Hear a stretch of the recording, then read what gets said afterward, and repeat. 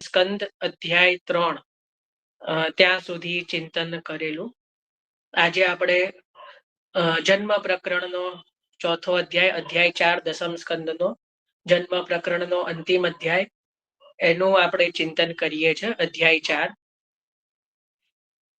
તો અધ્યાય 3માં આપણે છેલ્લે જોયું હતું કે વસુદેવજી જે ભગવાનને મથુરાથી ગોકુલમાં પધરાવે છે અને યોગ માયાને લઈને પરત પાછા મથુરા કારાગૃહમાં આવે છે, ત્યાં સુધીનું ચિંતન કર્યું છે. હવે અધ્યાય 4 ની અંદર ટોટલ 46 શ્લોક છે. 46 કેટલા 46 શ્લોક છે. 46 શ્લોક છે. અધ્યાય 4 ની અંદર જે લીલાઓ છે એનું હવે વર્ણન પ્રારંભ થાય છે. અધ્યાય 4 ની અંદર જે વસુદેવજી યોગ માયાને લઈને કારાગૃહમાં પરત આવે છે, એના પછી જે બધાના બેડીઓ ને બધું પાછું જેમ હતું પૂર્વવત, કારણ કે ભગવાને જ્યારે પ્રગટ થયા એટલે બધી બેડીઓ બધી ખુલી ગઈ, બધા નિંદ્રાધીન થઈ ગયા, ભલા કારાગૃહના દરવાજા ખુલી ગયા.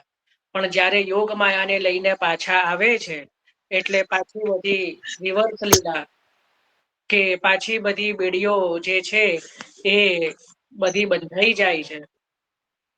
એના પછી ફરીથી બધા દ્વારપાળો જાગી જાય છે અને જે બધા દ્વાર જે છે જે કારાગૃહના એ બંધ થઈ જાય છે.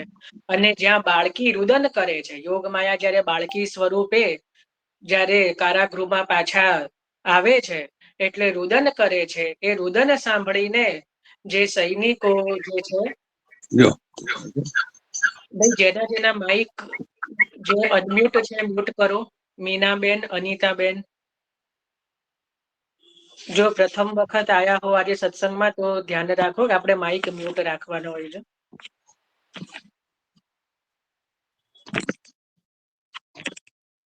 તો બાળકીનું રુદન સાંભળીને જે સૈનિકો છે એ જાગી જાય છે અને દોડીને કંસને ખબર આપે છે કે મહારાજ દેવકીજીને આઠમું સંતાન આવી ગયું છે, આઠમું સંતાન આવ્યું છે. આ સાંભળીને જે કંસ જે છે એ દોડતો હાથમાં તલવાર લઈને દોડતો કારાગૃહમાં આવે છે. ત્યારે દેવકીજી રુદન કરતા કરતા કહે છે કે ભાઈ આ તો નાની બાળકી છે, કન્યા છે, તે મારા જે પુત્રો છે એને તો હણી દીધા, આ તો હવે કન્યા છે, તો તું કન્યાને તું શું કામ મારે છે? આ તો જે બાળકી કે કહેવાય, તારી ભાણેજ છે, આને તું છોડી દે. પણ કંસ એટલો બધો જે કહેવાય કે દુષ્ટ બુદ્ધિ છે કે કન્યા ઉપર પણ એને રહેમ નથી, એટલે એક જે કહેવાય કે મોટી શિલા ઉપર કન્યાના 2 ચરણ લઈને આમ જે પટકવા જ્યાં જાય જ છે ત્યાં એ યોગ માયા પોતાનું વિશાળ સ્વરૂપ ધારણ કરીને જે અંતરિક્ષની અંદર અષ્ટભુજા સ્વરૂપ જે દેવીનું સ્વરૂપ છે એ ધારણ કરીને કંસને કહે છે કે હે મૂર્ખ, જેને તું મારવા નીકળ્યો છે એ તો અન્ય સ્થળે પ્રગટ પણ થઈ ચૂક્યા છે, એટલે તું આ ખોટી તારી જે બાળકોને મારવાની રીત છે ને હવે તું બંધ કરી દે. હવે તું બાળકોને માર નહીં, કારણ કે તને મારનાર તો ક્યારનો પ્રગટ થઈ ચૂક્યો છે. અને આ કહીને દેવી અંતર્ધ્યાન થઈ જાય છે. અને જે ભગવાનનું જેમ વરદાન હોય છે એમ અલગ અલગ જે બધી શક્તિપીઠોમાં પોતે ભગવાનની આજ્ઞા પ્રમાણે પદે સ્થાપિત થઈ જાય છે. અને આ બાજુ જે કંસ છે એ આ યોગ માયાની જે વાણી સાંભળીને જે ભવિષ્યવાણી કે ભાઈ તને તો મારનાર પ્રગટ થઈ ચૂક્યો છે એ સાંભળીને અત્યંત આશ્ચર્યમાં પણ આવે છે અને દુઃખી થાય છે કે મેં મારા બહેન અને બનેવીના આટલા બધા પુત્રોને એમનેમ જ હણી દીધા, વગર અકારણે જ હણી દીધા. એટલે કંસને પશ્ચાતાપ થાય છે. કંસને પણ પછી ત્યાં અત્યંત દુઃખ થાય છે.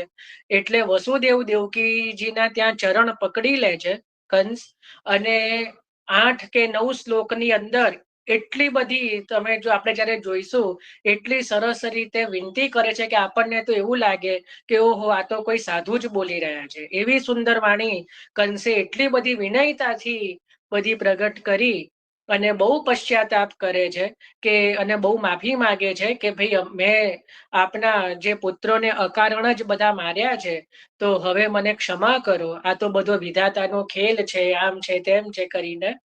પણ વસુદેવજી અને દેવકીજી તો પરમ ભક્ત છે, ધર્માત્મા છે, ભગવદીય છે, એટલે આટલા બધા દોષ હોવા છતાં પણ કંસને માફ કરી દે છે. કંસને દોષ સામે માફ કરી દે છે. કંસને જે છે એને કહે છે કે ભાઈ સારું, અમે તને માફ કરી દીધો, અને પહેલાની જેમ હસીને વાત કરે છે આપણને, અને હૃદયથી એને માફ કરી દે છે.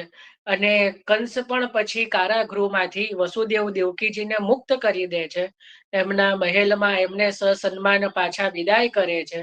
અને બીજા દિવસે જે કંસ છે એ પોતાના બધા મંત્રીઓ, જેટલા પણ એના અસુર મંત્રીઓ છે, એની સાથે રાજસભામાં મંત્રણા કરે છે કે હવે આગળ શું કરવું. યોગ માયાની જે ભવિષ્યવાણી છે એ કંસ એમને સંભળાવે છે. એટલે બધા જે અસુર વૃત્તિઓ વાળા જે છે કંસના મંત્રીઓ, એ પણ બધા આસુરી વૃત્તિ વાળા છે. એટલે કંસને શું સલાહ આપે છે કે ભાઈ આ જે બધા દેવતાઓ છે એ દેવતાઓના મુખ્ય વિષ્ણુ છે. એ બધા દેવતાઓના જે મુખ્ય છે એ કોણ છે તો કે વિષ્ણુ છે. તો આપના જે વિરોધી છે, આપને જે મારવા માટે તત્પર બન્યા છે, એ વિષ્ણુ છે. એટલે વિષ્ણુને જ આપણે મારવા જોઈએ.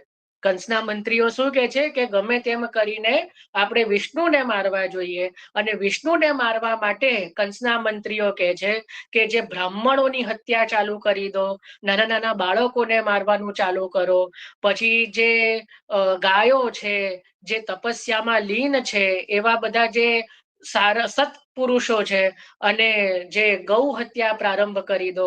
એ રીતે તમે કરશો તો જે યજ્ઞો બંધ કરાવી દો, જેટલા પણ પ્રકારના યજ્ઞ થતા હોય, તો આ બધા વિષ્ણુના અલગ અલગ અંગ છે, એનાથી વિષ્ણુ એ શક્તિહીન બની જશે અને પછી એ આપને ઘૂંટણે પડશે. આવું મંત્રીઓ કંસને ભરમાવે છે. અને કંસ પણ કાચી બુદ્ધિનો આપણે પહેલા પણ જોયું હતું, જે સલાહ આપે એમાં માની જાય. એટલે અહીંયા પણ જે મંત્રીઓએ સલાહ આપી, એટલે મંત્રીઓની સલાહમાં આવી જાય છે અને આજ્ઞા આપી દે છે કે ભાઈ જેટલા પણ બ્રાહ્મણો દેખાય, જેટલા પણ વેદનું અધ્યયન કરતા જે બ્રહ્મકુમારો હોય, એ બધાની હત્યા કરો, ગૌ હત્યા કરો, યજ્ઞોને બંધ કરાવી દો. અને પાછલા 10 દિવસની અંદર જેટલા પણ બાળકો જે આખા વ્રજમંડળમાં એટલે મથુરા કે ગોકુલ આદિ જે પણ ક્ષેત્રમાં 10 દિવસની અંદર જેટલા પણ બાળકોનો જન્મ થયો છે, એ બધાને મૃત્યુ કરાવી દો, બધાને મારી દો. આવું આજ્ઞા આપીને કંસ પોતાના મહેલમાં જાય છે, કારણ કે સ્વભાવથી તો દુષ્ટ જ છે. એટલે આ રીતે આ ચોથા અધ્યાયની કથા છે કે જેમાં આ યોગ માયા જે છે એ કંસને ભવિષ્યવાણી કરાવે છે કે ભાઈ તને મારનાર તો ક્યારનોય એ પ્રગટ થઈ ચૂક્યો છે. કંસને પછી પશ્ચાતાપ જે થાય છે, દેવકી અને વસુદેવજીની ક્ષમા માગે છે, અને એના પછી જે પોતાના મંત્રીઓ સાથે મંત્રણા કરે છે, અને એના મંત્રીઓ જે એને બધી ભગવાન વિષ્ણુને ખિલાફ જે કહેવાય કે વિષ્ણુને જ મારવાની જે સલાહ બધી આપે છે, અને એના માટે જે બ્રહ્મ હત્યા, ગૌ હત્યા, જે વેદનું જે કરતા હોય એ બંધ કરાવી દો, યજ્ઞ ક્રિયાકાંડ કર્મકાંડ બંધ કરાવી દો, એવી જે સલાહ આપે છે. અને 10 દિવસની અંદર જે બાળકો જે થયા છે એ બધી બાલ હત્યાની પણ જે સલાહ આપે છે, જેને કંસ માને છે. અને એ પ્રમાણે આજ્ઞા આપી અસુરોને છૂટો દોર આપી દેવામાં આવે છે કે હવે જે પ્રમાણે આપણે નક્કી કર્યું છે એ રીતે તમે અલગ અલગ રૂપ ધારણ કરીને, કારણ કે આ બધા જે છે અલગ અલગ રૂપ ધરવામાં સમર્થ છે અસુરો, એટલે તમે અલગ અલગ રૂપ ધારણ કરીને આખા વ્રજમંડળમાં ફેલાઈ જાઓ અને જ્યાં જ્યાં તમને યોગ્ય લાગે એ બધાનો જ વધ કરી દો. તો આ રીતે આજ્ઞા આપીને એ પોતાના મહેલ તરફ જાય છે અને બીજી બાજુ અહીંયા સુખદેવજી હવે પરીક્ષિતને કહે છે કે આ રીતે જે કંસની બગડેલી બુદ્ધિથી જે કંસે હવે પોતાના જ મૃત્યુને પોતે આમંત્રણ આપી દીધું છે અને આ રીતે પરીક્ષિતને જે કહી રહ્યા છે કે આનું હવે ધીરે ધીરે પાપનો ઘડો ભરાતો જાય છે અને એ રીતે અહીંયા સુખદેવજી જે છે ચોથો અધ્યાય વિરામ કરે છે. તો અહીંયા આપણે આજે ચોથા અધ્યાયની લીલાનું ચિંતન કર્યું.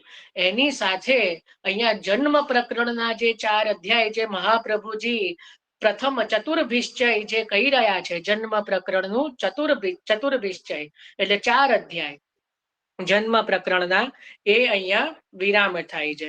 આપણે પહેલો અને બીજો અધ્યાય તો ગયા અઠવાડિયે જોયા, ત્રીજો અધ્યાય ગઈકાલે જોયો અને ચોથા અધ્યાયનું જે લીલાનું ચિંતન છે એ આપણે આજે જોયું.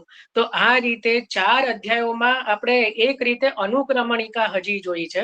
એ એટલા માટે જોઈ કે કદાચ કોઈએ શ્રીમદ ભાગવતજી ખોલ્યું જ ન હોય અથવા તો કોઈને ખબર જ ન હોય તો એને એક બેઝિક આઈડિયા આવે કે કયા અધ્યાયમાં કઈ લીલા છે. એટલે જે 4 અધ્યાય જે જન્મના છે એની અંદર પ્રથમ અધ્યાયમાં, દ્વિતીય અધ્યાયમાં, તૃતીય અધ્યાયમાં અને ચતુર્થ અધ્યાયમાં આ 4 અધ્યાયોમાં કઈ કઈ લીલા છે એનું આપણને એક થોડો જે કહેવાય કે સારાંશ આપણને મળી જાય કે આ અધ્યાયોમાં આ લીલાનું વર્ણન કરેલું છે. તો આ રીતે જે ચતુર્વિધ અધ્યાયો છે જેને શ્રી મહાપ્રભુજી જન્મ પ્રકરણ કહી રહ્યા છે એ અહીંયા સામાન્ય જે રીતે આપણે જોયું અહીંયા વિરામ થાય છે. અને બહુ તમને આજે હવે એક રહસ્ય પ્રગટ કરી દઉં. એક રીતે આપણે તત્વાર્થ દીપ નિબંધમાં મહાપ્રભુજીએ કેટલા અર્થો બતાવ્યા છે આપણે જોયું હતું. જો કોઈને લખેલું હોય તો બોલો, કેટલા અર્થો બતાવ્યા છે તત્વાર્થ દીપ નિબંધમાં?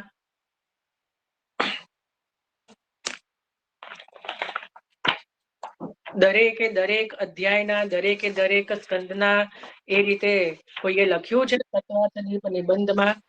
હા દીપકભાઈ. ત્રણ ટાઈપના અર્થ બતાવ્યા છે. કયા? સ્કંદ, પ્રકરણ અને અધ્યાય. બરાબર. કોઈનો જવાબ છે આનાથી અલગ? 4 પ્રકારે અર્થ બતાવ્યા છે. શાસ્ત્રાર્થ, સ્કંધાર્થ, અધ્યાયાર્થ અને પ્રકરણાર્થ. બરાબર. તો તમે બહુ સુંદર. તો તમે હવે એક વસ્તુ ધ્યાનથી જુઓ. આપણે દસમ સ્કંધના 4 અર્થો ધીરે ધીરે કરીને જોઈ લીધા. આ તમે જુઓ. સૌથી પહેલો તમને સમજાવું. આપણે શાસ્ત્રાર્થ એટલે શ્રીમદ ભાગવતજીનો અર્થ. આપણે સૌથી પહેલા શરૂઆતમાં શ્રી ભાગવતજી શું છે, કેટલા એમાં અધ્યાય છે, શું એની લીલા છે આપણે સમજેલા બહુ શરૂઆતમાં. જે લોકો પહેલા દિવસથી ડે 1 થી જોડાયેલા છે એમને ખબર છે. તો એમાં શાસ્ત્રાર્થનો જે અર્થ છે એક રીતે આપણે જોઈ લીધો. એના પછી આપણે સ્કંધાર્થ એટલે દસમ સ્કંધમાં પ્રવેશ કરેલો. તો દસમ સ્કંધમાં ટોટલ કેટલા અધ્યાય છે એનું આપણે આ ચતુર્ભિશ્ચય કરીને આપણે સમજેલા કે કેટલા અધ્યાયો છે, કેટલા એના પ્રક્ષિપ્ત અધ્યાયો છે. એમ કરીને આપણે આખા દસમ સ્કંધનો અર્થ સમજેલા. બરાબર. એ પણ આપણે લીધેલો. એના પછી આપણે અધ્યાયાર્થ સમજો. આ જે 4 પ્રકારના અધ્યાય છે દસમ સ્કંદના પ્રકરણના પ્રથમ, દ્વિતીય, તૃતીય અને ચતુર્થ. તો 4 આપણે અધ્યાયોનો અર્થ સમજી લીધા. અને પ્રકરણાર્થ એટલે જે આખો જન્મ પ્રકરણ છે એ તો આપણે સમજ્યા જ છીએ. તો એ રીતે આપણે જુઓ તત્વાર્થ દીપ નિબંધના જે 4 અર્થો છે એ ધીરે ધીરે કરીને દસમ સ્કંધના આપણે એનું ચિંતન રંચકપાન કર્યું છે. હવે આપણે જે કાલથી ઉત્તરાયણના શુભ દિવસથી, સંક્રાંતિના શુભ દિવસથી આપણે શ્રી સુબોધનીજી દસમ સ્કંધના ખોલીશું. એમાં હવે પુનઃ આપણે પ્રથમ અધ્યાયમાં પ્રવેશ કરીશું અને એક શ્લોકના અર્થ જોતા જઈશું. આપણે એટલું આપણા જે છે કે જ્યાં જ્યાં એવું લાગશે કે અહીંયા શ્રી મહાપ્રભુજી કંઈક વિશેષ રીતે આજ્ઞા કરી રહ્યા છે તો એની ઉપર થોડું વિશેષતાથી લઈશું. પણ આપણે દરેક શ્લોકનો અર્થ વાંચીશું. મારી જોડે જે ગુજરાતી ભાષાંતર છે એનું આપણે ચિંતન કરીશું. જો કદાચ કોઈને એમાં પણ કઈ શંકા હોય કે પ્રશ્ન હોય અથવા ચર્ચા હોય તો એ કરતા રહીશું. ક્યાંક શ્રી મહાપ્રભુજી કઈ રહસ્ય ઉદ્ઘાટન કરતા હશે તો એનું વિશેષ રીતે ચિંતન કરીશું. અને એ રીતે આપણે શ્લોકાર્થ, શબ્દાર્થ અને અક્ષરાર્થ એ કોના અર્થો છે? સુબોધનીજીના. સમજ પડી ને? એટલે એ આપણે એ રીતે સુબોધનીજીનો કાલથી દસમ સ્કંધનો પ્રારંભ કરીશું. એટલે એક રીતે આપણે આ દસમ સ્કંધનું તત્વાર્થ દીપ નિબંધ જે છે એ બહુ સરળતાથી આપણે સમજ્યા. અને આ લેવાનું પણ કારણ એટલે જ હતું, પ્રથમ, દ્વિતીય, તૃતીય, ચતુર્થ, કે કેમ નહીતર એવું બી થાય કે હું પ્રથમ સ્કંદ લઈ લઉં પછી એનું ચાલુ કરી દઉં, પ્રથમ શ્લોક, દ્વિતીય, એવું કેમ ના કર્યું? કારણ કે મારે શરૂઆતમાં એ સમજાવવું હતું, જે મહાપ્રભુજી તત્વાર્થ દીપ નિબંધમાં કહી રહ્યા છે કે ભાઈ આ પ્રકરણાર્થ શું છે. મહાપ્રભુજી પણ 4 અધ્યાય આ જ રીતે સમજાવી રહ્યા છે કે પહેલા અધ્યાયમાં આ લીલા છે, બીજામાં આ છે, ત્રીજામાં આ છે, ચોથામાં આ છે. તો જેને ક્યારે પણ કદાચ શ્રી ભાગવતજી ખોલ્યું પણ ન હોય ને એને પણ એક આઈડિયા આવી જાય કે આ 4 પ્રકરણમાં આટલી લીલા છે. અને જો કોઈએ લખવાની પણ જો શ્રમ લીધો હોય તો એને તો એ પણ સમજમાં આવી જાય કે કયા અધ્યાયમાં કઈ લીલા છે. સમજ પડી ને? એટલા માટે આપણે આ છેલ્લા 4-5 દિવસથી આ કરી રહ્યા છીએ. તો એક રીતે આપણે અહીંયા દસમ સ્કંદનું તત્વાર્થ દીપ નિબંધનું ચિંતન પણ થઈ ગયું. કાલના શુભ દિવસથી હવે આપણે શ્રી સુબોધનીજીનો એટલે ગુજરાતી અર્થ જે છે આપણા દસમ સ્કંદના પ્રથમ અધ્યાયનો એના શ્લોક અર્થ દરેક શ્લોક એકવાર વાંચીશું અને એનું પણ આપણે ચિંતન કરીશું. તો આજે આપણે અહીંયા ચતુર્થ અધ્યાયને વિરામ આપીએ છીએ અને કાલથી આપણે પુનઃ પ્રથમ અધ્યાયમાં શ્લોકાર્થથી દરેક શ્લોકનો અર્થ જોઈને પ્રારંભ કરીશું પહેલા અધ્યાયથી. એટલે કાલથી તો જો આપની પાસે શ્રીમદ ભાગવતજી શ્લોકબદ્ધ બિરાજતું હોય અર્થ સહિત, ચાહે ગુજરાતી હોય કે હિન્દી હોય, જો એને સાથે લઈને બેસશો કે સાથે રાખશો તો આપણે હવે વિશેષ રીતે આનંદ આવશે. કારણ કે આપણે કાલથી દરેક શ્લોકમાં પ્રવેશ કરવાનો છે. ખ્યાલ આવ્યો? તો આજે આપણે અહીંયા ચતુર્થ અધ્યાયમાં વિરામ રાખીએ છીએ.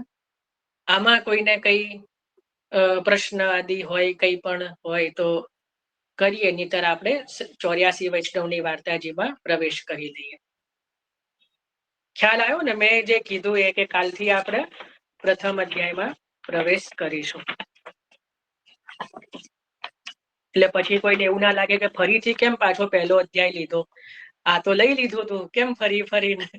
પણ એ આપણે કેવલ આપણે અત્યારે એક પ્રકારે અનુક્રમણિકા જોઈ છે, કયા અધ્યાયમાં કઈ લીલા છે. હવે આપણે શ્લોકમાં દરેક શ્લોકનું ચિંતન કરવાનું છે.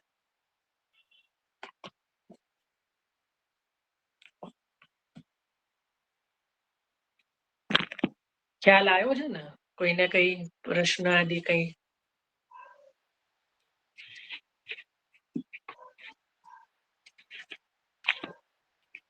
સારું. તો હવે આપણે 84 વૈષ્ણવના વાર્તાજીમાં પ્રવેશ કરીએ છીએ. એમાં આપણે પ્રથમ વાર્તાજી શ્રી દામોદરદાસ હર્ષાણીજીના વાર્તાજીનું ચિંતન કરી રહ્યા છીએ. એની અંદર આપણે ગઈકાલે વાર્તા પ્રસંગ 1 એનું થોડું ચિંતન કર્યું છે. ગઈકાલે શ્રી ઠાકોરજીએ શ્રી મહાપ્રભુજીને બ્રહ્મ સંબંધ કરાવવાની આજ્ઞા આપી એનું ચિંતન આપણે કરી રહ્યા છીએ. હવે એની અંદર જે કહી રહ્યા છે કે ये बातें श्रावण सुद एकादशी के दिन मध्य रात्र को भई. कई बातें કે જે એક સમય ચિંતા ચિત આઈ, દૈવી કાહી બિદ જાની જાય, આસુરી સો મિલી રહત સદાઈ, ભિન્ન હોય સો કોન ઉપાય. શેનો છે આ વાક્યો? મૂળ પુરુષ શ્રી દ્વારકેશજી મહારાજનું મૂળ પુરુષ છે ને, એમાં જ. તો ભિન્ન કો જબ ચિત્ત ભયો તબ પ્રભુ પધારે તિહી સમય, એવું આવે છે ને. જેને મૂળ પુરુષનો જે પાઠનો જેને ક્રમ હોય ખબર, તો એની અંદરની આ પંક્તિઓ છે.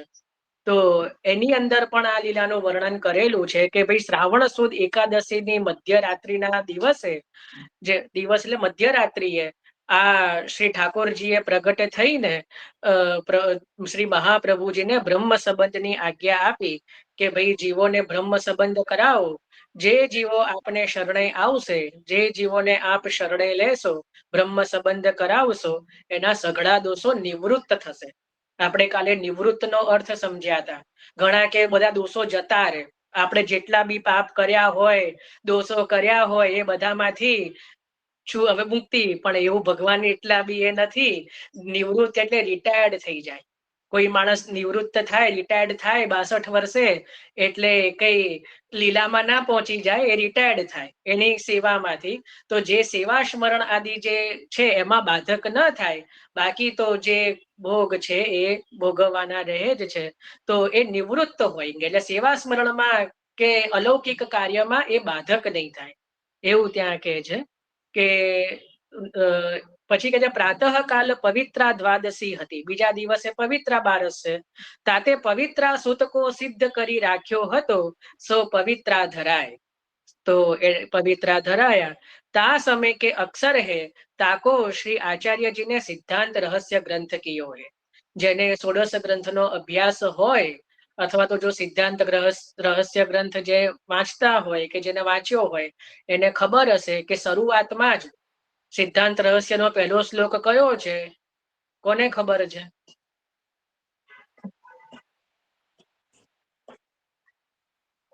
ભારતીબેન. શ્રાવણ શ્યામલે પક્ષે એકાદશ્યા મહાનિશિ સાક્ષાત ભગવદા પ્રોક્તમ તદ અક્ષર સ ઉચ્યતે. હા, બહુ સરસ, બહુ સરસ રીતે આપે કીધું. તો એમાં પણ શરૂઆત ક્યાંથી થાય છે? શ્રાવણ શ્યામલે પક્ષે એકાદશ્યામ મહાનિશિ. શ્રી મહાપ્રભુજી પણ ત્યાં કહી રહ્યા છે કે જે પ્રમાણે ભગવાને મને આજ્ઞા કરી છે, અક્ષરશ હું કહી રહ્યો છું. જો તમે શબ્દ જોશો ને તો શ્રાવણ શ્યામલે પક્ષે એટલે શ્રાવણના શ્યામલા એટલે શુક્લ પક્ષમાં, એકાદશ્યામ મહાનિશિ એકાદશીની મહાનિશિ, સાક્ષાત ભગવદા પ્રોક્તમ એટલે જે ભગવાન જે સાક્ષાત પ્રોક્તમ એટલે બોલ્યા છે, તદક્ષરક્ષ ઉચ્યતે એટલે એને અક્ષરે અક્ષર હું કહી રહ્યો છું. આમાં મારો કોઈ અક્ષર નથી, જે ભગવાન બોલ્યા છે એનો અક્ષરે અક્ષર હું કહી રહ્યો છું. એવું તદક્ષરસ ઉચ્યતે એટલે એ હું કહી રહ્યો છું, એનો અક્ષરે અક્ષર. શેનો અક્ષરે અક્ષર? કે જે ભગવાન પ્રોક્તમ, જે ભગવાન બોલ્યા છે. ખ્યાલ આવ્યો? આ એનો સાધારણ અર્થ છે. એટલે ત્યાં પણ શ્રી મહાપ્રભુજી કહી રહ્યા છે કે સિદ્ધાંત રહસ્યની અંદર કે ભગવાને જે આજ્ઞા આપી છે એનો એક અક્ષર હું આપને અહીંયા ગ્રંથમાં કહી રહ્યો છું. તો આ રીતે તા સમયે શ્રી દામોદર દાસજી જે છે નેક દૂર સોએ હતે, તાતે દામોદર દાસ સો શ્રી આચાર્યજીને પૂછી, જો દમલા તે કછું સુન્યો. એટલે આપણે ત્યાં કશું સાંભળ્યું? કારણ કે શ્રી દમલાજી થોડે નેક પોઢેલા છે, અને અહીંયા શ્રી મહાપ્રભુજી અને શ્રી ગોવર્ધન ધરણ આ વાર્તાલાપ કરી રહ્યા છે. શ્રી મહાપ્રભુજીએ શ્રીનાથજીને જે સૂતના પવિત્રા 108 તારના ધર્યા, મિશ્રીનો ભોગ ધર્યો, અને જે વાર્તા જે મધુરાષ્ટકમ ઘણા કે છે કે મધુરાષ્ટકમ પણ ત્યારે જ શ્રી મહાપ્રભુજીએ સ્તુતિમાં ગાયું છે. તો જે આટલી વાર્તાલાપ થયો, તો જ્યારે પછી પ્રભુ આ વાર્તાલાપ કરીને અંતર ધ્યાન થાય છે, એટલે શ્રી મહાપ્રભુજી અત્યંત પ્રસન્નતાથી શ્રી દમલાજીને પૂછે છે કે દમલા તે કછું સુન્યો, કશું સાંભળ્યું? તબ દામોદર દાસજીને કહ્યો કે જો મહારાજ मैंने श्री ठाकुर जी के वचन सुने तो सही, परी समझ्यो नहीं. हमने ठाकुर जी ना वचन सुन्या तो सही पर समझा नहीं. तब श्री आचार्य जी आप कहे जो मोको श्री ठाकुर जी ने आज्ञा कीनी है, जो तुम जीवन को ब्रह्म संबंध करवाओ, तिनको हो अंगीकार करूंगो, और जिनको तुम नाम देऊंगे तिनके सकल दोष निवृत्त होएंगे, ताते ब्रह्म संबंध अवश्य करनो. जो અહીંયા મહાપ્રભુજી ફરીથી અક્ષરે અક્ષર જે શ્રી ગોવર્ધન ધરણ બોલ્યા છે એ અહીંયા પણ કહી રહ્યા છે, જે હરિરાયજીએ શ્રી ગોકુલનાથજીએ લખ્યા છે, આ બધા જ અક્ષર શ્રી ગોવર્ધન ધરણના છે. શું કીધું? કે તમે શ્રી મહાપ્રભુજીને કહી રહ્યા છે શ્રી શ્રીનાથજી કે જીવન કો બ્રહ્મ સંબંધ કરવાઓ, એટલે જે બ્રહ્મનો સંબંધ મારી જોડે કરવાઓ, तिनको हो अंगीकार करूंगो, एवी बधानो सेवा स्मरण सत्संग हूँ अंगीकार करीश, और जिनको तुम नाम देऊंगे, अष्टाक्षर निवेदन जो नाम देऊंगे, तिनके सकल दोष निवृत्त होएंगे. एना बधा दोषो जे छे, दोषा पण पंचविधा 5 प्रकारना दोष श्री महाप्रभुजी बताई रह्या छे सिद्धांत रहस्यमां. सहजादेश, कालोत्था, लोक वेद निरूपिता, ए रीते जे 5 प्रकारना दोषो श्री महाप्रभुजीए सिद्धांत रहस्यमां बताया छे, ए बधा दोषो निवृत्त होएंगे, ताते ब्रह्म संबंध अवश्य करनो. એટલે બ્રહ્મ સંબંધ અવશ્ય કરવું જોઈએ. ભાવ પ્રકાશમાં કહી રહ્યા છે કે દામોદર દાસ ने कही जो मैंने श्री ठाकुर जी के वचन सुने परी समझ्यो नहीं ताको कारण यह जताए जो एकादश अध्याय में श्री भगवद गीता में श्री ठाकुर जी के वचन है जो अपुने पढ़ी के समझो चाहे सो समझे न जाए जब गुरु कृपा करे तब समझे जाए। એટલે શ્રીમદ ભગવદ ગીતાના 11મા અધ્યાયની અંદર શ્રી ઠાકોરજીના વચન છે કે સેવકનો એ ધર્મ છે કે ગુરુ પાસેથી ભગવદ વાક્ય ભગવદ સેવા આદિ સમજે। આપણે પણ જુઓ ઠાકોરજીની સેવા ગુરુ પાસેથી પધરાવીએ છે, સેવાની રીત ગુરુથી પૂછીએ છે, ક્યાંય આપણને કઈ પ્રશ્ન આદિ શંકા હોય તો ગુરુ કે ભગવદીય આગળ જઈને આપણે વિનંતી કરીએ છે। તો આપણો માર્ગ સ્વતંત્રનો માર્ગ નથી, આપણે આપણી બુદ્ધિથી કંઈ કરવાનું હોતું નથી। સેવા કૃતિ ગુરોરાજ્ઞા શ્રી મહાપ્રભુજી નવરત્ન ગ્રંથમાં પણ આજ્ઞા કરી રહ્યા છે કે સઘળું જે છે ગુરુ આજ્ઞાથી થવું જોઈએ। તો એટલા માટે જે અહીંયા પણ કહે છે કે મહારાજ मैंने ठाकुर जी के वचन सुने तो सही पर समझ्यो नहीं, कारण के जब श्री महाप्रभु जी गुरु रूप से समझावे तब हम समझे। જ્યારે શ્રી મહાપ્રભુજી સમજાવે ત્યારે અમે समझिए। तो श्री ठाकुर जी के कहे ते दामोदर दास समझे तब ठाकुर जी के सेवक भय। तो ठाकुर जी ना महाप्रभु जी नी बरोबरी थई जाए। जो समझ पड़ी के जो श्री दमलाजी એવું કહી દે કે હા હા મને તો સમજ પડી ગઈ તો મહાપ્રભુજીની શું જરૂર રહે, કારણ કે તો મહાપ્રભુજીની બરોબરી થઈ જાય। એટલે અહીંયા દિનતા ભાવે પણ જો આમાંથી જ આપણને સેવાના પણ જવાબો મળે। ઘણા કે આપણે ગુરુ ઘર પ્રમાણે કરી શકીએ, ઘણા કે શ્રીનાથજીની રીત પ્રમાણે કરી શકીએ। અહીંયા જુઓ કેટલી દિનતા દામોદર દાસજીમાં છે કે મહાપ્રભુજીને કહે છે કે मैंने सुने पर समझे नहीं, जब आप समझाओ तब समझे। તો ગુરુથી પોતાની ન્યૂનતા રાખી રહ્યા છે। તો આપણે પણ સેવામાં સ્મરણમાં ગુરુની બરોબરી કઈ રીતે કરી શકીએ કે અતિક્રમણ કરવાની તો વાત જ દૂર જતી રહે। અત્યારે તો અતિક્રમણ થઈ રહ્યું છે। અતિક્રમણ સમજી રહ્યા છો ને કે જે સેવા કે ધારો કે સાયમની કોઈ પવિત્રા ધરાવવાની સેવા હોય, પવિત્રા 11 હોય, ઘણીવાર સાંજનો ક્રમ હોય છે ગુરુ ઘરમાં કે શ્રીનાથજીમાં સાંજનો ક્રમ હોય તો આપણે જો ગુરુના ઘરે શ્રીનાથજીના ઘરમાં સાંજે પવિત્રા નવા ધરવાના હોય તો આપણે કઈ રીતે સવારે ધરી દઈએ?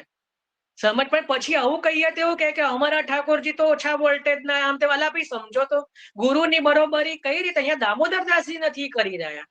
તો પહેલા જ્યાં સુધી ગુરુ ઘરમાં કે શ્રીનાથજીના ત્યાં સેવાનો જે ક્રમ નભે એના પછી જ આપણો હોવો જોઈએ। એ આપણી દિનતા છે, એમાં ઠાકોરજીના વોલ્ટેજ જોડે કઈ લેવા દેવા નથી। એ આપણી એક દાસ ભાવની સેવક ભાવની એક સહજ વૈષ્ણવતાની એ દિનતા છે। એટલે એ બધામાં હોવી જરૂરી નથી, પણ અહીંયા શ્રી દમલાજીમાં તો જરૂર છે। એટલે દમલાજી કહી રહ્યા છે કે ભાई ताते दामोदर दास तो श्री आचार्य जी के सेवक है, जब आचार्य जी समझावे तब ही समझे। तब कही यह जताए के हृदय में दृढ़ ज्ञान गुरु की कृपा हिते होय, स्वामी सेवक भाव प्रगट दिखाए। એટલે અહીંયા શ્રી દામોદર દાસજીએ જે સ્વામી સેવક વચ્ચે કેવો એક સંબંધ જે ભાવ હોવો જોઈએ એ અહીંયા પ્રગટ દેખાડ્યો।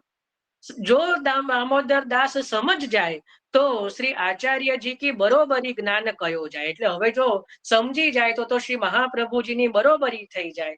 તાતે કહે મેં સમજ્યો नहीं, अथवा कहे जो मैं समझो नहीं, जो मेरे समझवे को कहाँ प्रयोजन है, आप कहे ताको समझवे को प्रयोजन मोको है।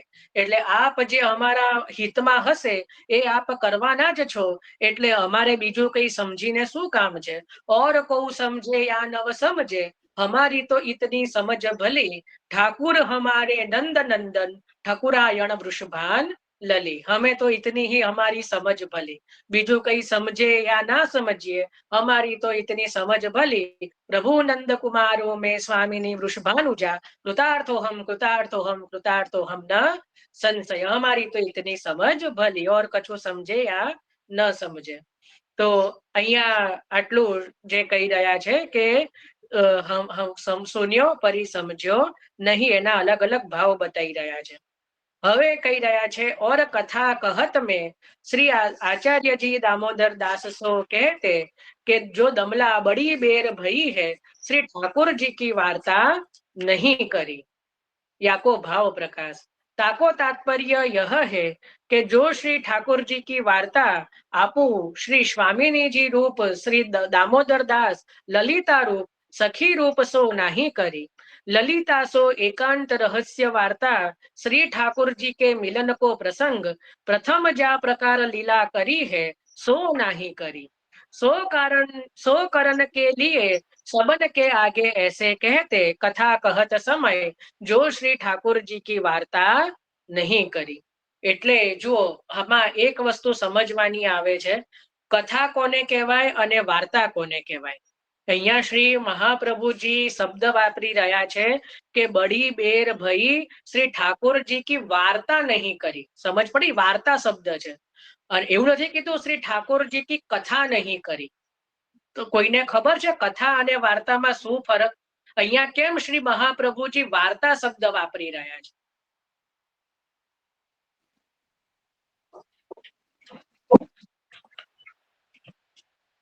કોઈને કોઈ એવા કોટીમાં વિરલાજીને ખબર હોય? હા, ઉષાબેન। વાર્તા એટલે સંવાદ કહેવાય ને। શું વાર્તા એટલે? સંવાદ, એકબીજા સંવાદ કરે છે, લીલા। અને કથા એટલે? કથા એટલે જે થઈ ગયું હોય એનું પુનરાવર્તન, એમ ઇતિહાસ જેવું। બહુ સુંદર, બહુ સુંદર। ભાવનાબેન, બીજો કઈ આનાથી અલગ જવાબ છે? કથા એટલે જે વીતેલી ક્ષણો સ્વામિનીજી અને ઠાકોરજીની હોય ને એ કથા, જે આપલે થતી હોય, જે આપણને સાનુભાવમાં આવતી હોય એ કથા છે। અને વાર્તા એટલે જે પુસ્તક ખોલીને કરે એ વાર્તા। ના, એટલે જે આ પહેલાના જે વૈષ્ણવે કીધું એ થોડું વધારે નજીકમાં જવાબ છે। જુઓ, કથા અને વાર્તામાં શું અંતર છે સમજીએ। કથામાં વક્તા અને શ્રોતા હોય, એક કહેનાર હોય અને બાકીના સાંભળનાર હોય। સામે જેટલા હોય એમાં સંવાદ ના સમજી। જેમ સુખદેવજી અને પરીક્ષિત, સુખદેવજીએ કથા કહી અને રાજા વચ્ચે પરીક્ષિતને માઇક મ્યુટ કરી, જેમ અનિતાબેન। તો કથાની જે વચ્ચે વચ્ચે પ્રશ્ન હોય તો જરૂરથી એ પ્રશ્ન કરે, પણ સંવાદના રૂપમાં ન હોય। માઇક મ્યુટ નથી કરી રહ્યા। બીજા પણ કોઈનું માઇક અનમ્યુટ છે? ભાઈ વૈષ્ણવ, માઇક અનમ્યુટ ઉષાબેનનું છે। કોનું? અનિતાબેન, ફરી ફરીને તમે માઇક અનમ્યુટ કરી દો છો, હું મ્યુટ કરું છું તો બી। આજે કદાચ પહેલી વખત આયા લાગે છે, તો જેના પણ સંબંધમાં હોય થોડું સમજાવો થોડું। તો કથા અને વાર્તામાં એ રીતનું હોય છે કે કથામાં એક વક્તા હોય ને એક બીજા બધા શ્રોતા હોય। ત્યાં જે છે કથા એટલે જેમ કીધું કે જે પણ કોઈ લીલા થઈ ગઈ છે એનું પુનરાવર્તન છે અને એની કથા, જેમ અહીંયા સુખદેવજી જે ભગવદ અવતાર થઈ ગયા છે કે હવે થવાના છે આગળના સમયમાં, એનું કથા કહી રહ્યા છે।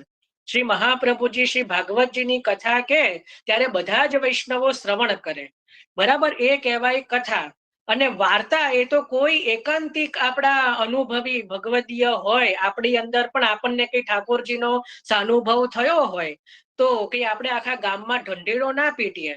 કોઈ આપણને એવા આપણા નિકટના કોઈ સ્નેહી વૈષ્ણવ હોય કે જે આપણા ભાવને અનુરૂપ હોય, આપણે જાણતા હોઈએ અને જેને કહેવા એવી હોય, એની આગળ આપણે હૃદય ખોલીને કંઈક કહીએ કે આજે તો શ્રી ઠાકોરજીએ આવો કંઈક અનુભવ કરાયો, આજે તો પ્રભુની સેવા કરતી હતી અને આજે તો કંઈક આ રીતે મારા પ્રભુએ મને કંઈક આજે આવી લીલા કરી, આજે તો મારે આ સામગ્રી કરવી નહોતી, અચાનક ક્યાંથી થઈ ગઈ, મને તો સમજ જ ના પડી, મારે તો આજે પ્રભુ નામે તો આ શૃંગાર કાઢીને રાખ્યા હતા અને પ્રભુએ તો આ શૃંગાર ધર્યા, કેવી પ્રભુની સુંદર એની જેમાં ઝાંખી અનુપમ લાગી। તો જે પરસ્પર જ્યાં આપણે હૃદય ખોલીને વાત કરી શકીએ એને કહેવાય વાર્તા। બાકી તમે જુઓ, અહીંયા શ્રી મહાપ્રભુજી દમલાજીને જ કહી રહ્યા છે કે બડી બેર ભાઈ વાર્તા ન કરી। કૃષ્ણદાસ મેઘન સુદ્ધાને પણ કે જે છાયા રૂપ છે એમના ને ત્યાં પણ નહીં કે કૃષ્ણદાસ બડી બેર ભાઈ વાર્તા નહીં કહી, એવું નથી કહી રહ્યા. કારણ કે વાર્તા જે છે એ કોઈ એવા કોટીમાં વિરલા, કોઈ એવા અંતરંગ હોય એના આગળ જ થઈ શકે. એટલા જ માટે ત્યાં ગોવિંદ કોવિદ જે છે એ પણ એમના ભાવ વિલાસમાં કહી રહ્યા છે કે ભાઈ જેમ પદ્મનાભદાસજીના પદોમાં આવે છે કે શ્રી મહાપ્રભુજી કમલ રૂપ છે, તો એના બે ભમર છે. કયા? તો શ્રી દામોદરદાસજી અને પ્રભુદાસજી. તો ખાલી બે ભગવદીઓને ભ્રમર રૂપ પદ્મનાભદાસજી ગણાવે છે. તો આવા જે શ્રી દમલાજી છે કે પ્રભુદાસજી જે જલોટા, કે જે આ પદ્મનાભદાસજી જેવા પરમ ભગવદીઓ જે છે કે જે શ્રી મહાપ્રભુજીના સ્વરૂપના અગાધ રસમાં ડૂબેલા છે, જેને મહાપ્રભુજીના હૃદયનો ભાવ જે જાણે છે, એમાં કૃષ્ણદાસજી પણ આવી ગયા. બધા જે પરમ ભગવદીઓ છે, રજોબાઈ ક્ષત્રાણીજી છે. તો આવા બધા જે ભગવદીઓની આગળ જ્યારે કદાચ કોઈ વખત શ્રી મહાપ્રભુજી ભાવાવેશમાં આવીને જ્યારે કોઈ લીલાનો અનુભવ, સાનુભવ જ્યારે પોતે સ્વામીની રૂપથી જે પોતે કર્યો હોય એ જ્યારે પોતે સહચરી ભાવથી કરી રહ્યા છે, એ વાર્તા નહીં કરી. બડી બેર ભાઈ, બહુ સમય થયો. બાકી શ્રી મહાપ્રભુજી તો સદા ભગવદ વાણી જ ઉચ્ચારણ કરે, સદા ભગવદ કથા જ કરે છે, સદા આપ તો સદા કૃષ્ણ કથા પ્રિય જ છે, એમાં તલ્લીન રહે છે. તો સદા પ્રતિક્ષણ નિકુંજસ્થ લીલા રસસુ પૂરિત છે. તો શ્રી મહાપ્રભુજી કઈ ભગવદ વાણી સિવાય બીજું કઈ પ્રગટ કરે જ નહીં. અહીંયા કહેવાનું તાત્પર્ય એ છે કે એમાં રસ વધારે આવે જ્યારે ભગવદ વાર્તા કરીએ, જ્યારે આપણા ભાવના